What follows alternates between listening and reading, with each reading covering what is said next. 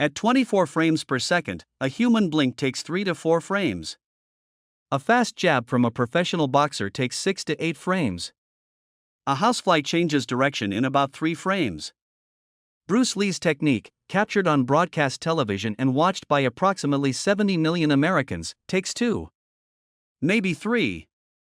The exact count depends on which analysis you trust and which camera angle you're measuring from, but every analysis I've seen lands in the same range. 2 to 3 frames. 1/8 of a second. Faster than a blink. Faster than the fastest punch most professional fighters can throw.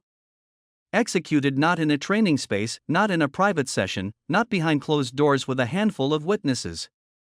On live television. In front of studio cameras. Broadcast to the largest audience that had ever watched a martial arts demonstration in the history of American media.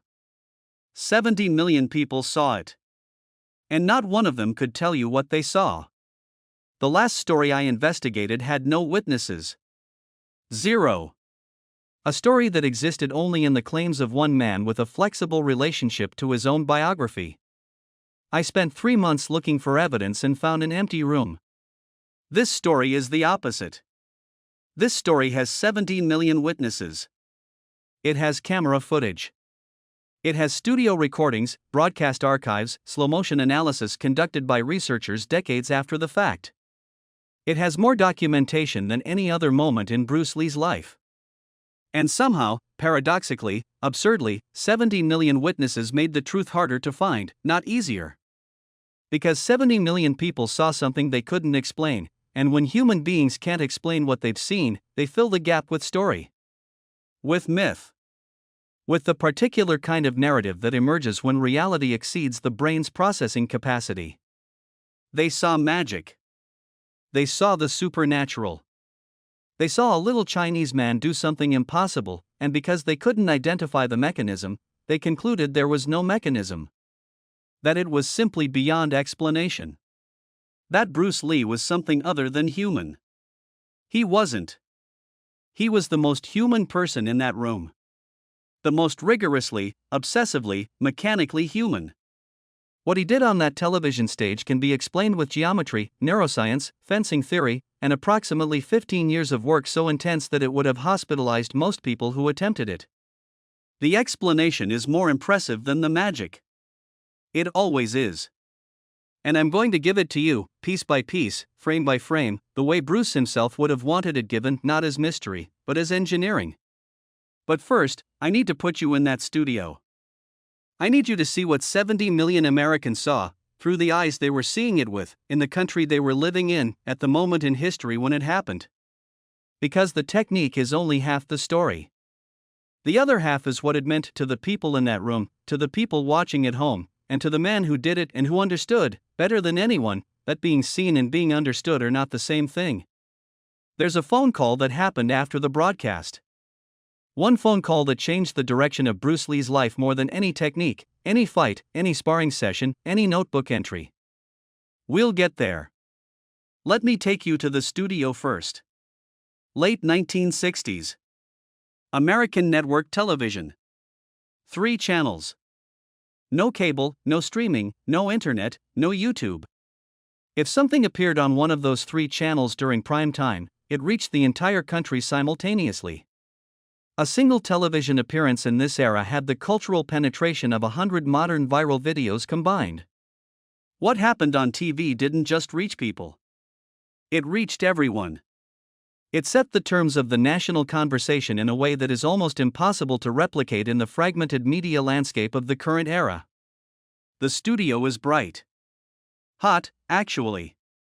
Television lighting in the 1960s ran on equipment that generated enormous heat. The lamps were large, mounted on metal rigs above the set, throwing flat, even light across the stage so that the cameras, which were less sophisticated than modern cameras and needed more light to produce a clean image, could capture the proceedings with adequate clarity. The result was an environment that felt slightly unreal from inside. Overlit. Shadowless. The kind of light that makes everyone look slightly flatter and slightly more exposed than they do in normal life. Nowhere to hide. The set is standard talk show format. A desk for the host. A performance area to one side, open floor with a simple backdrop. Chairs for the studio audience, maybe 200 people, arranged in rising rows behind the camera line. These people are here for entertainment. They've come to be amused. They are the laugh track, the reaction shots, the human wallpaper of a television broadcast. Most of them don't know what they're about to see. They know the show. They know the host. They know the general format. They were told, probably, that there would be a martial arts demonstration at some point in the program. They filed this information under Novelty Act and moved on. And this is where I need to talk about something uncomfortable, because it's woven into every frame of this footage and ignoring it would be dishonest. In 1967, 1968, 1969, the vocabulary available to American television for representing Asian men was limited. Severely, structurally, systematically limited.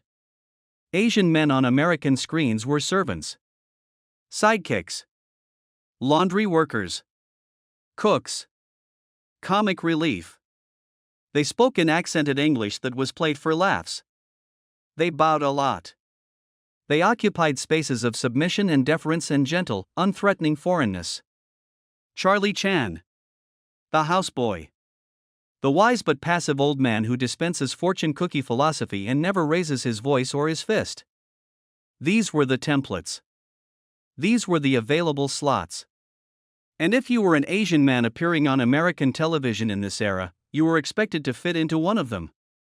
Bruce Lee did not fit into any of them. But the producers didn't know that yet. They booked him the way they would have booked any novelty act. The pitch, reconstructed from accounts of how these bookings worked, was something close to, we've got this little Chinese guy who does karate. Does some tricks. Breaking boards, that kind of thing.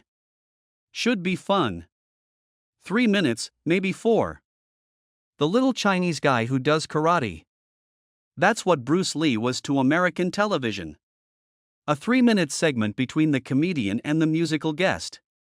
A curiosity. An appetizer.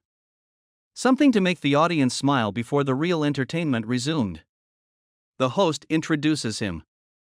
And I've watched this introduction multiple times, in different versions from different appearances, and the tone is consistent across all of them. It's warm. It's friendly. It's the particular brand of American television warmth that is also, underneath its friendliness, deeply patronizing. The host doesn't know he's being patronizing. He thinks he's being welcoming. He thinks he's giving this interesting foreign guest a nice platform. And he is. He's just doing it in the way that 1960s American television does everything involving people who don't look like the host, with a slight tilt of the head, a slight widening of the smile, a slight adjustment of vocabulary that signals to the audience, this person is different from us, isn't that interesting, let's all be very nice. Our next guest is a martial arts expert from Hong Kong.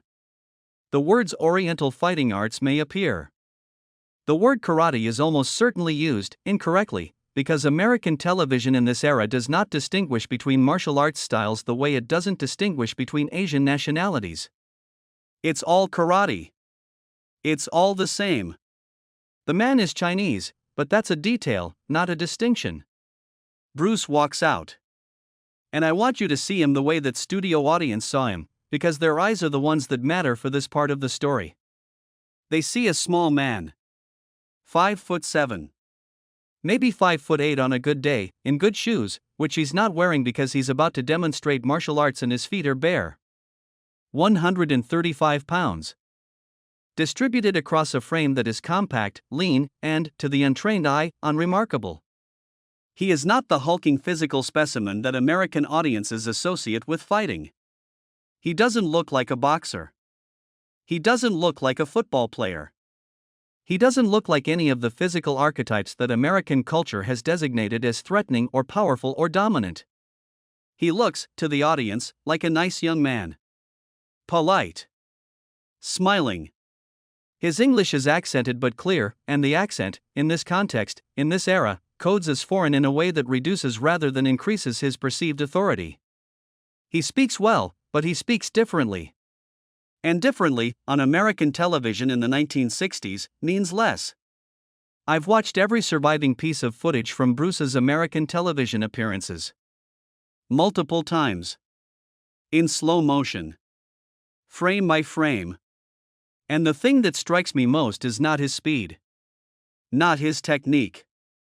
Not the physical demonstrations that would soon make the studio audience question the fundamental nature of what a human body can do. The thing that strikes me most is his patience.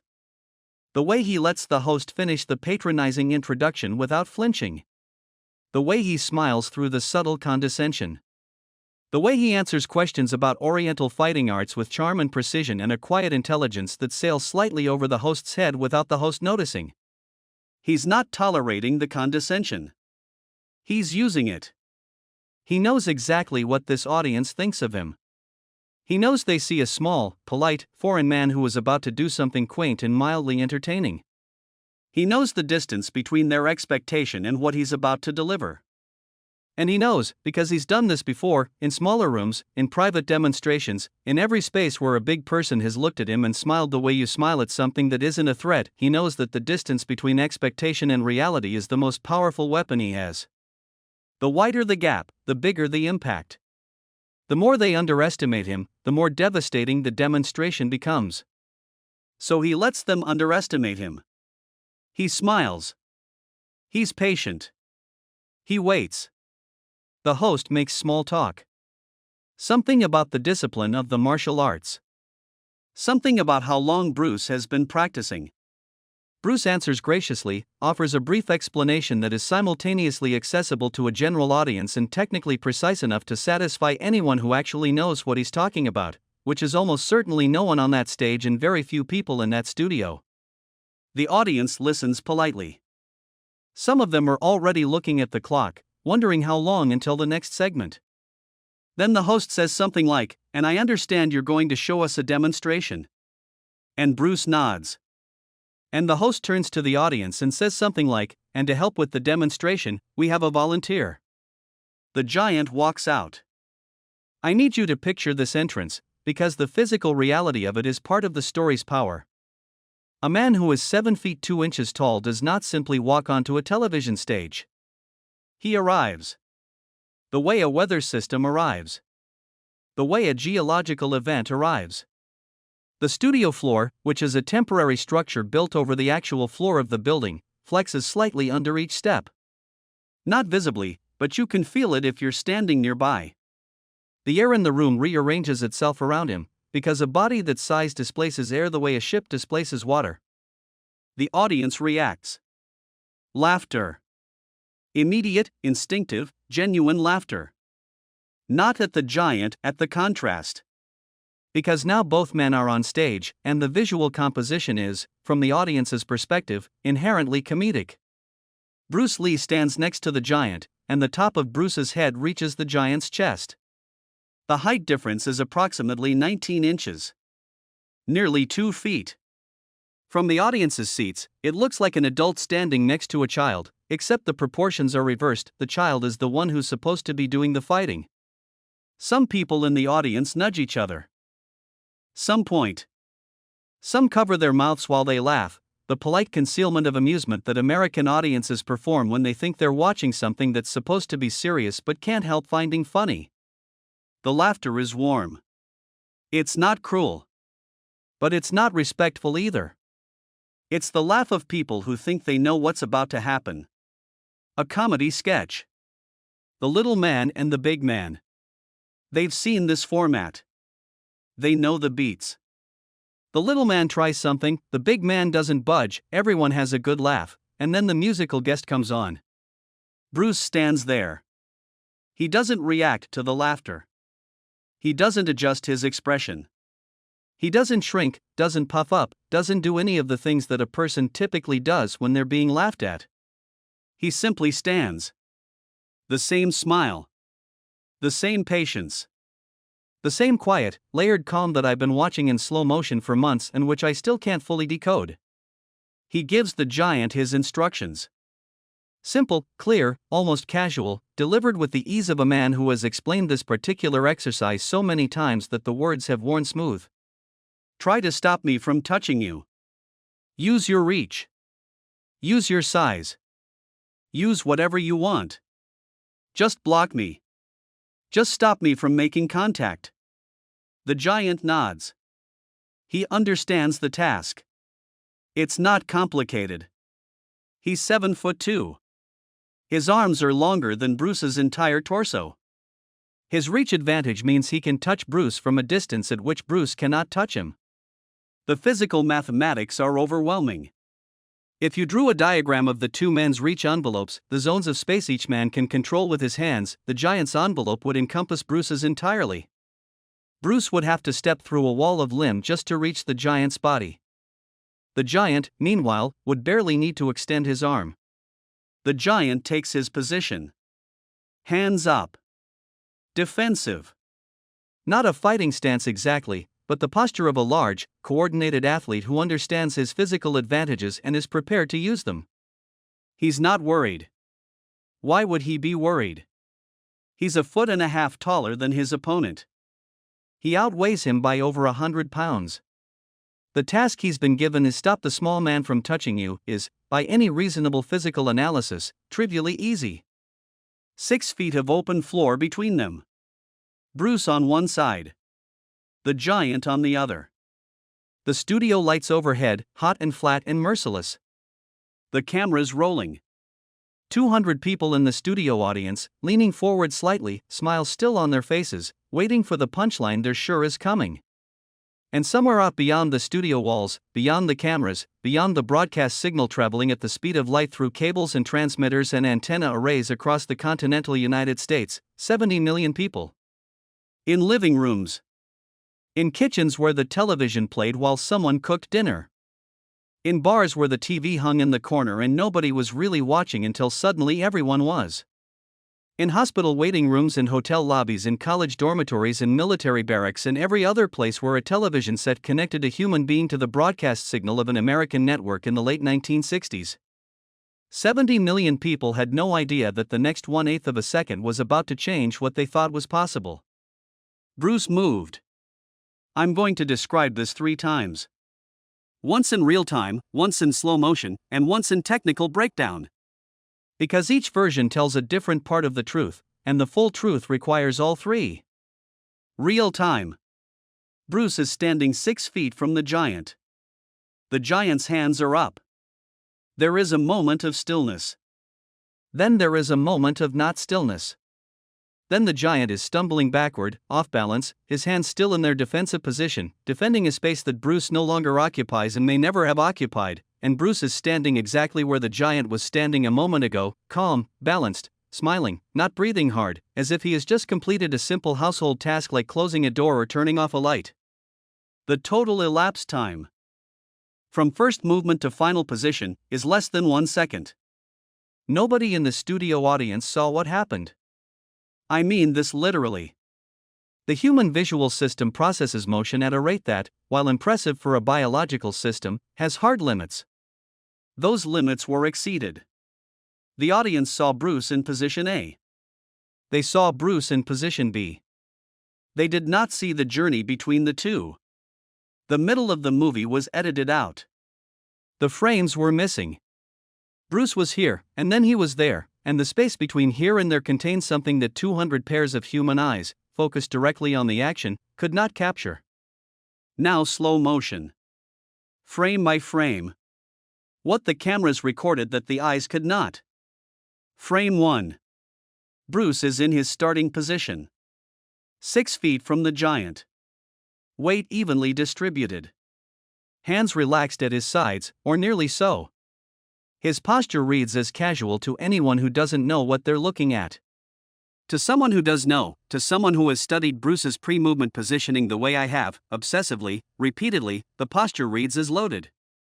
Every muscle in his body is in a state of pre-tension. Not rigid.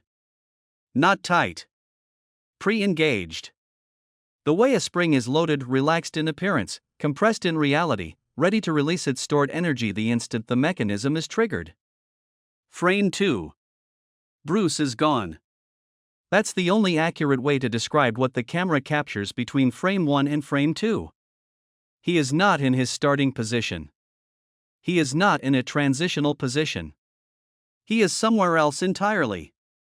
His center of gravity has dropped 3 to 4 inches, his knees have bent, his hips have lowered, his entire body has compressed downward in a movement so fast that the camera, recording at 24 frames per second, has captured it as a completed action rather than an action in progress. Simultaneously, his position has shifted approximately 45 degrees to the right. He is no longer in front of the giant. He is beside the giant. And he is lower than the giant's natural sightline, lower than the plane of vision that the giant's eyes are calibrated to monitor. Frame 3. Contact. Bruce's lead hand, his right, has reached the giant's torso. The strike is already landing or has already landed. The camera catches it mid-contact or post-contact, depending on the analysis. The giant's hands are exactly where they were in frame 1. Still up. Still defensive. Still guarding the space directly in front of his body, the space where Bruce was standing 125 milliseconds ago and where Bruce is now categorically not. The giant is defending against a memory. His hands are blocking a position that no longer contains anything to block. 3 frames. 1/8 of a second. That's the entire event as captured by broadcast television cameras in the late 1960s. Now the technical breakdown. What Bruce actually did inside those 3 frames, reconstructed from the footage, from his notebooks, from the principles of Jeet Kune Do as documented by Bruce himself and his closest students. For things happen simultaneously. Not sequentially. Simultaneously. This is important because sequential implies that one action followed another, which implies time between actions, which implies a total duration longer than 1/8 of a second. These 4 things did not follow each other. They happened at the same time, integrated into a single explosive movement that the human nervous system of anyone watching could not decompose into its components. First, broken rhythm. Bruce did not move at constant speed. In the fraction of a second before the technique, he was moving slowly. Not standing still, moving. Adjusting his weight, shifting his position, making small preparatory motions that were calibrated to do one thing. They were calibrated to set the giant's internal timing. When you watch someone move, your brain automatically begins to predict their next movement based on the speed and pattern of their current movement. If someone is moving slowly, your brain expects them to continue moving slowly. It calibrates its defensive timing to the observed speed. Bruce moved slowly on purpose. He was programming the giant's nervous system to expect a certain tempo. And then, having set that tempo, having trained the giant's brain to anticipate movement at speed x, Bruce detonated at speed y. The gap between x and y was large enough that the giant's recalibration couldn't keep up.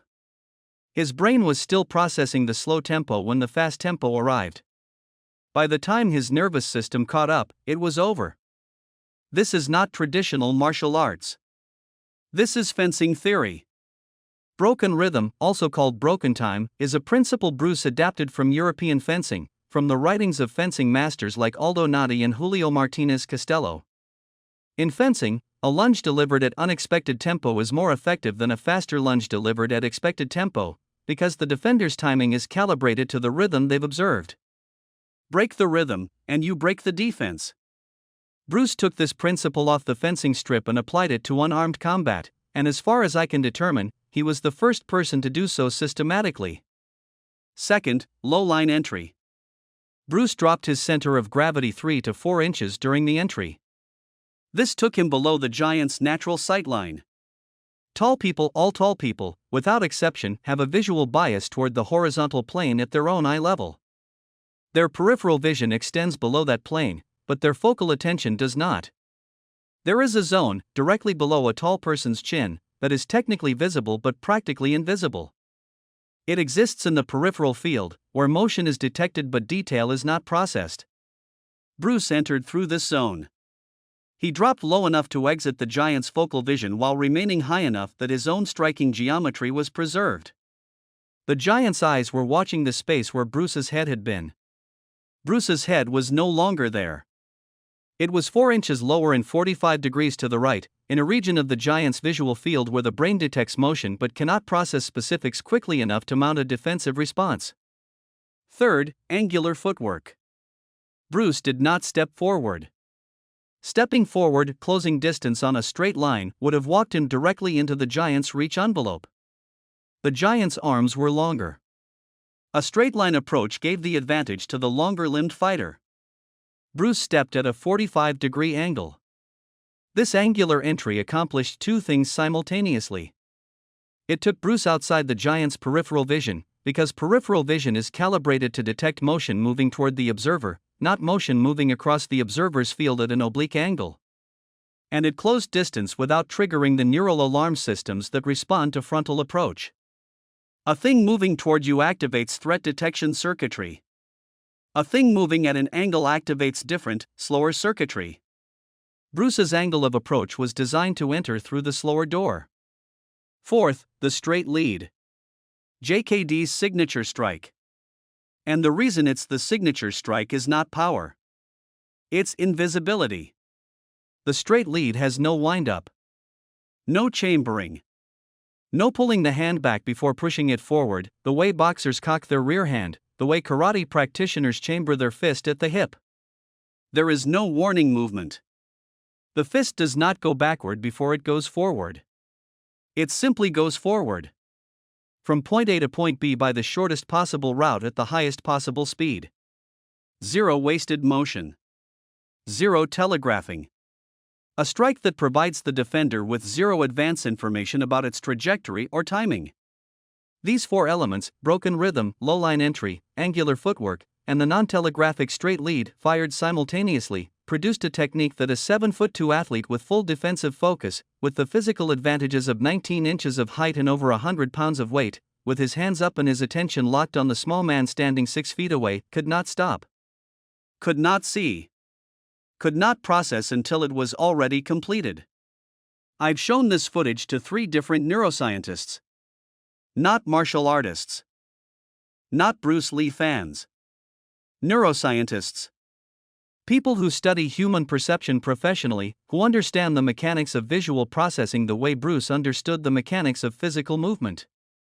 Their conclusion was unanimous. The technique happens below the threshold of conscious visual processing. The giant's brain physically cannot see it in real time. Not because the giant's eyes are slow. Not because the giant isn't paying attention. Not because the giant is unskilled or unathletic. Because all human eyes are too slow. Bruce designed a technique that operates in the gap between what the human visual system can capture and what the human brain can interpret. He found a seam in human perception and he built his entire approach around exploiting it. That's not magic. That's better than magic. Magic is a thing you can't explain. This is a thing you can explain, and the explanation makes it more impressive, not less. Because magic requires you to believe in the impossible. This requires you to believe that a human being, a real, mortal, 5'7" human being who bled when he was cut and ached when he was tired and spent 15 years grinding his body against the limits of what bodies can do. This requires you to believe that such a person understood the human machine the right position. His focus was correct. His size advantage was intact. And yet contact had been made, by a man who was standing 6 feet away 1/8 of a second ago and who was now somehow standing in the space the giant himself had been occupying. The giant's face, captured by the cameras, tells the story better than any analysis I can provide. It's the face of the wrestler from the earlier story. It's the face of every large, confident, physically dominant person who has ever encountered Bruce Lee. It's the face of a system encountering an input it has no software to process. Blank. Not angry. Not scared. Not hurt. Buffering. Bruce returned to his starting position. Calm. The same smile. The same relaxed posture that had, 1/8 of a second ago, been a loaded spring and was now, again, simply a man standing on a stage. He looked at the giant. Again, he said. Not a question. Not a challenge. An offer. The tone was friendly. The word was devastating. The studio audience, in this moment, was in the second phase of its 3-phase transformation, and I want to describe these phases carefully because they are, in many ways, the most important thing that happened on that stage. More important than the technique. More important than the speed. The technique is physics. The audience's reaction is history. Phase 1, before the demonstration. I've already described it. Amused. Patronizing. Warm. The laughter of people who think they're watching a novelty act. The comfortable expectation that the little man will try something cute and the big man will stand there like a wall and everyone will clap politely and move on. Phase 2, during and immediately after. The gasp. Not universal, some people gasp, some go silent, some lean forward with their mouths slightly open. A few people stand up, involuntarily, the way people stand when something happens too fast to process while seated. Hands covering mouths. Eyes wide. The body language of cognitive disruption, the physical manifestation of a brain that has received information it cannot immediately categorize. The laughter is gone. It didn't fade out gradually. It stopped. Like a switch. Like a power failure.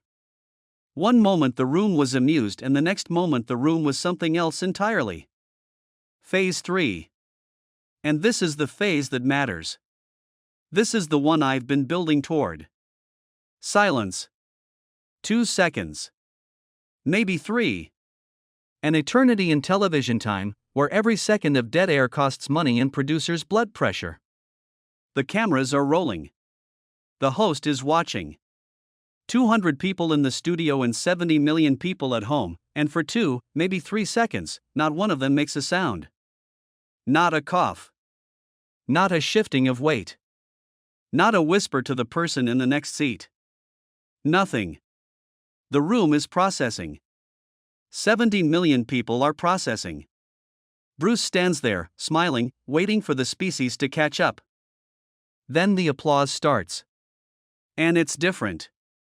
It's a different kind of applause than the polite clapping that preceded the demonstration, the kind of applause that audiences give when a performer walks on stage and they're being welcoming. This applause is not welcoming. This applause is involuntary. It comes from a deeper place than manners. It comes from the place where the body responds to something the mind hasn't finished categorizing. The hands come together before the brain has decided to clap. It's the applause of awe. That gap.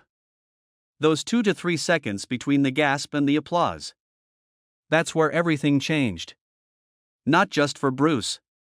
For the 70 million Americans who, for the first time, watched an Asian man do something on television that no one in that studio, regardless of size, regardless of race, regardless of background or training or physical gifts, could replicate. Could even understand. Could even see. For the duration of those 2 seconds, a stereotype died. Not permanently. Stereotypes don't die clean deaths. They come back. They always come back. But for 2 seconds, the template that American television had built for Asian men, the servant, the sidekick, the comic relief, the bowing, shuffling, accented background character, the template was incinerated by the sight of a 135-pound Chinese man doing something that a 7'2" athlete with every physical advantage in the known universe could not prevent, could not see, and could not comprehend. 3 frames. 1/8 of a second. 70 million witnesses, and not one of them could tell you exactly what they saw. After the broadcast, the calls started. The mail came. The visibility landed on Bruce Lee like a wave. Overnight, or something close to overnight, he became the martial arts guy. The name that people who had never heard of Kung Fu or Wing Chun or Jeet Kune Do could reference at a dinner party. Did you see that Chinese fellow on television? The one who did the thing? With the big guy? How did he do that? How did he do that? That question. It followed Bruce everywhere after the broadcasts. Interviewers asked it. Fans asked it. Random people on the street asked it. And the way they asked it is the part that I need you to hear carefully, because the way a question is asked reveals what the asker believes, and what 70 million Americans believed about Bruce Lee after watching him on television is both the greatest triumph and the greatest trap of his career. They didn't ask how did he do that the way you'd ask an engineer how a bridge works. They didn't ask it the way you'd ask a sprinter how she runs so fast. They asked it the way you'd ask a magician how he sawed a woman in half. With wonder, yes. With admiration, yes. But also with the unspoken assumption that the answer was fundamentally unknowable. That it existed in a category beyond explanation. That Bruce Lee's abilities were not the product of work and study and 15 years of methodical, rigorous, obsessive effort, but of something else. Something mystical. Something other. Something Asian. I want to be precise about this, because it's a knife's edge and falling off either side leads somewhere dishonest. The exoticization of Bruce Lee was not intentional bigotry. Most of the people who watched that broadcast and said how did he do that were not racists in any conscious or deliberate sense. They were people encountering something genuinely extraordinary, something that exceeded their frame of reference, and reaching for the nearest available explanation. And the nearest available explanation, in 1960s America, for an Asian man doing something physically inexplicable was not he's a brilliant engineer who has spent 15 years studying the biomechanics of human perception. The nearest available explanation was he's from the mysterious East and they know things we don't. The frame was already built. American culture had spent decades constructing a narrative of Asian mysticism, kung fu movies with wire work, Oriental wisdom and fortune cookies, the sage master on the mountaintop who speaks in riddles. The template was ready and waiting. And when Bruce Lee stepped onto that television stage and did something that no one could explain, the template absorbed him. He became the kung fu mystic. The Asian Superman. The exotic other who could do things that defied physics, not because he understood physics better than anyone, but because he was from somewhere else, somewhere mysterious, somewhere that operated by different rules. Bruce felt this trap closing around him in real time, and the evidence of his frustration fills his letters and interviews from this period. He didn't want to be seen as a mystic. He wanted to be seen as a mechanic. He wanted the question how did he do that to receive the answer it deserved: geometry, timing, neuroscience, fencing theory, 15 years of training, broken rhythm, angular footwork, the straight lead. He wanted people to understand that what he did was replicable, in principle, by anyone willing to put in the work. That it wasn't magic. That it wasn't ethnic. That it was human. There's a letter Bruce wrote during this period that I keep coming back to. He doesn't mention the television appearance directly. But he writes about being seen. About being watched.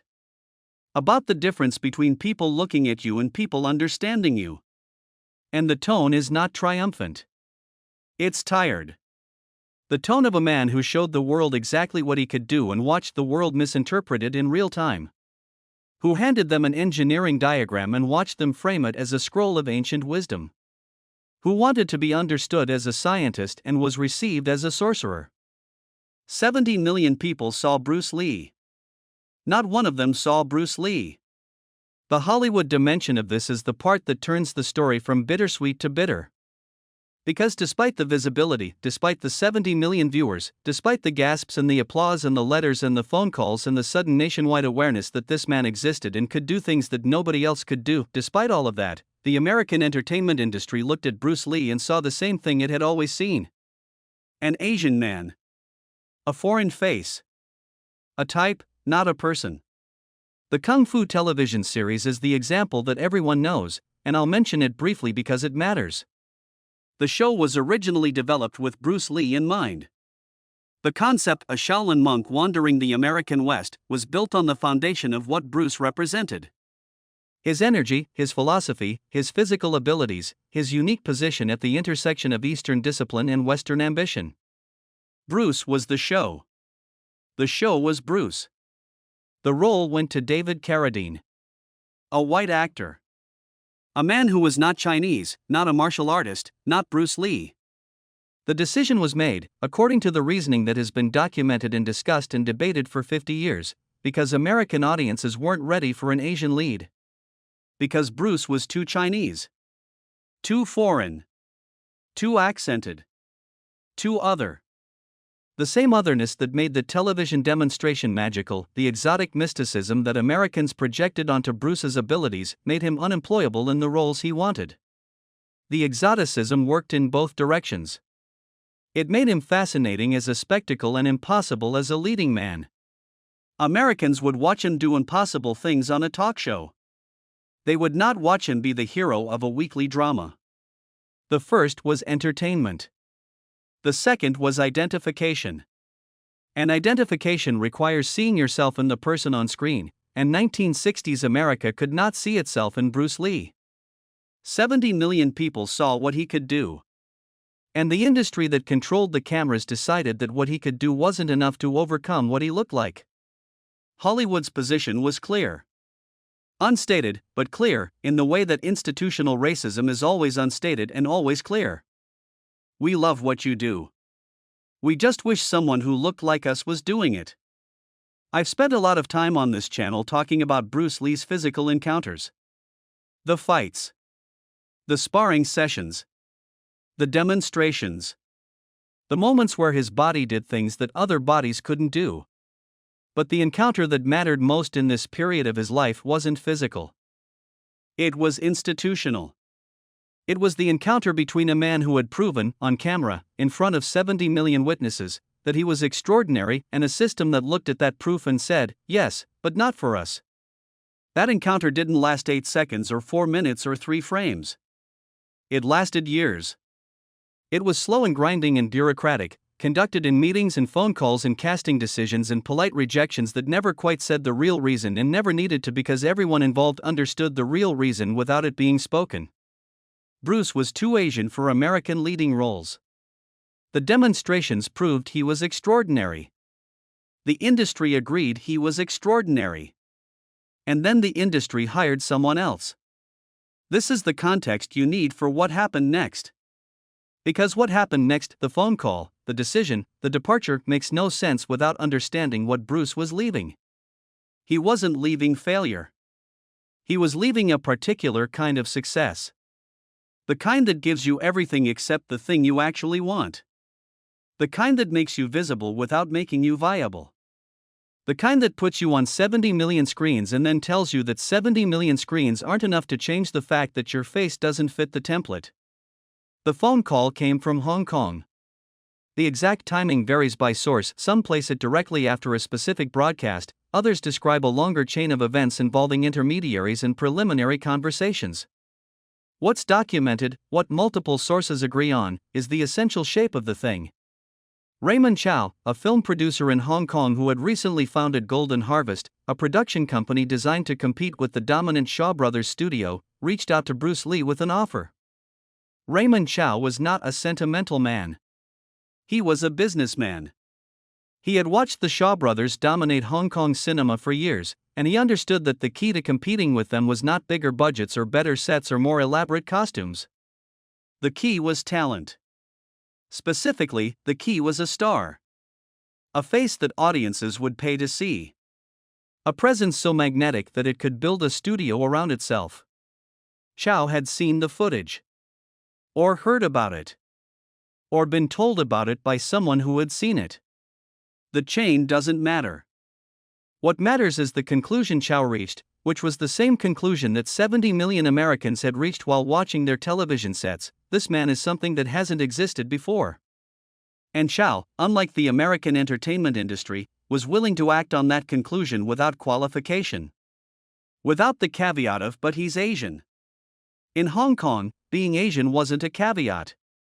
It was the default. And Bruce Lee, who had spent years being too Asian for America, was about to discover what it felt like to be exactly Asian enough. The offer was leading roles. Not sidekick. Not supporting.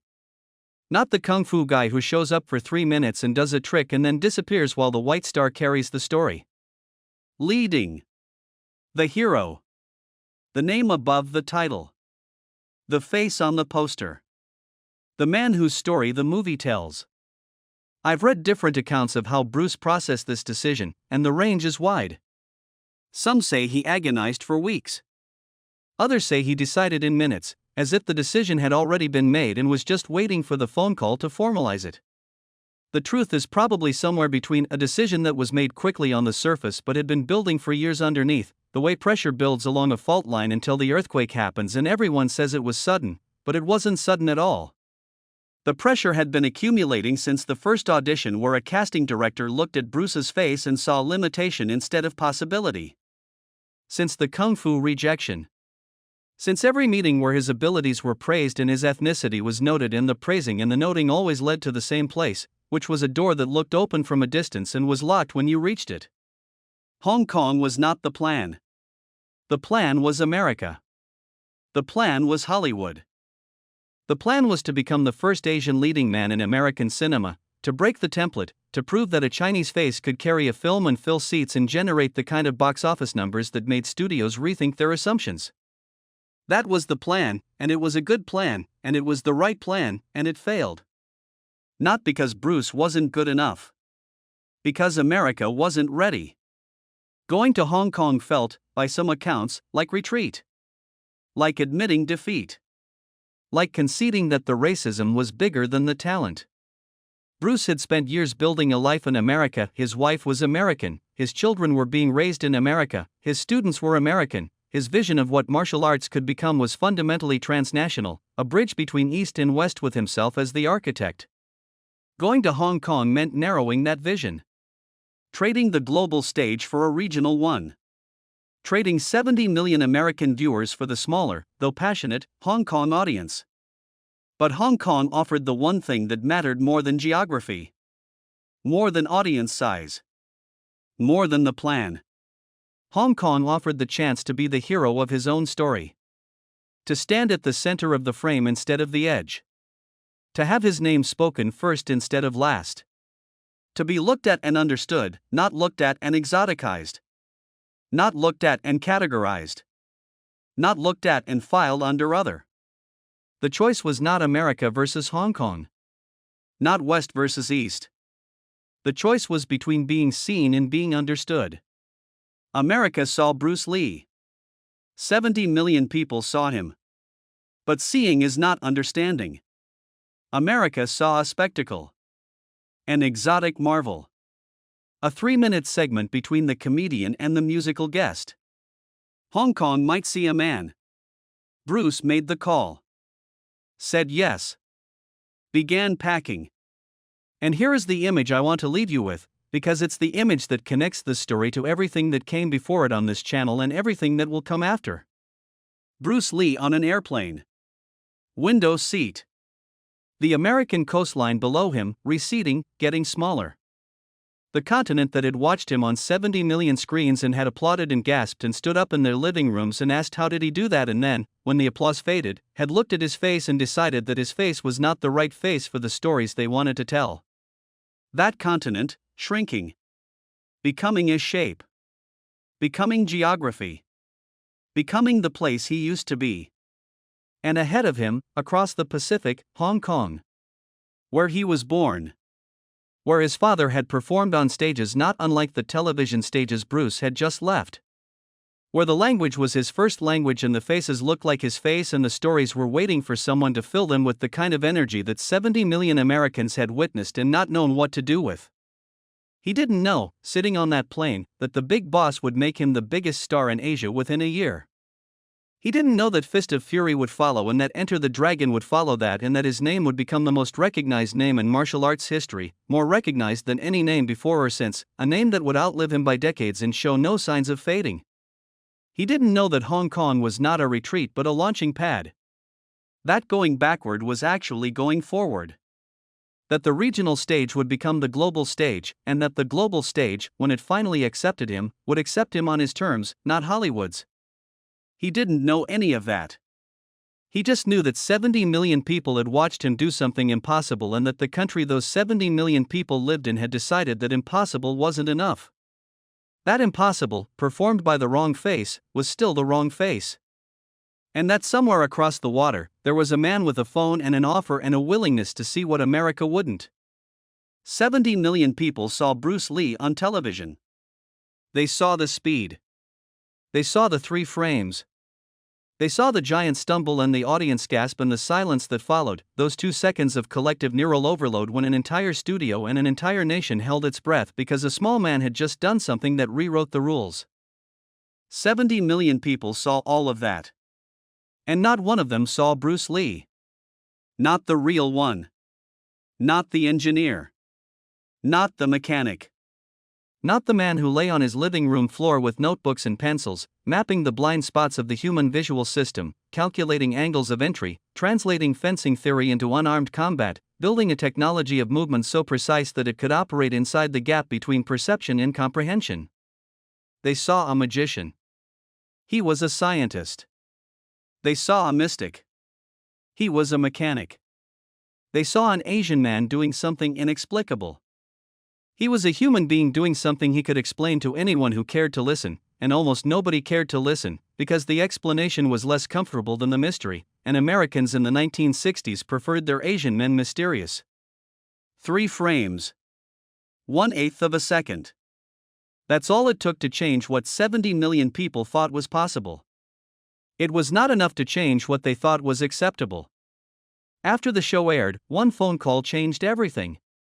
The caller was a Hong Kong film producer named Raymond Chow. And he had an offer that would make Bruce Lee immortal or destroy him. What happened in Hong Kong, the films, the fame, the pressure, the fractures that opened beneath the surface of a man who had finally gotten everything he wanted and discovered that everything has a weight, that's a story about what happens when a man who wanted to be understood becomes the most watched person on earth. And the distance between watched and understood is where everything fell apart. But that's another story. For another time. This is the end of this story. And on a 10-point scale, I'd give it an 8. The technical breakdown is the strongest section, the frame-by-frame analysis, the 4 simultaneous elements, the neuroscience consultation, that's the mechanical heart of this script, and it beats hard. The 3-phase audience reaction works well as an emotional architecture, and the 2-second silence in the middle of phase 3 is the kind of moment that holds up under repeated listening. The political dimension, the exoticization, the Hollywood rejection, the kung fu casting is woven in rather than bolted on, which is the right approach for material this sensitive. What costs it points is pacing in the back half. The transition from the television moment to the cultural analysis to the Raymond Chow phone call covers a lot of thematic ground quickly, and in a few places the script tells the viewer what to feel rather than letting the narrative generate the feeling on its own. The serial hook is strong. Hong Kong, the films, the weight of fame, and the final line lands. 8 is the honest number for a script that hits its peak in the middle and spends the last quarter making sure you understood the peak, when the peak had already done that work by itself.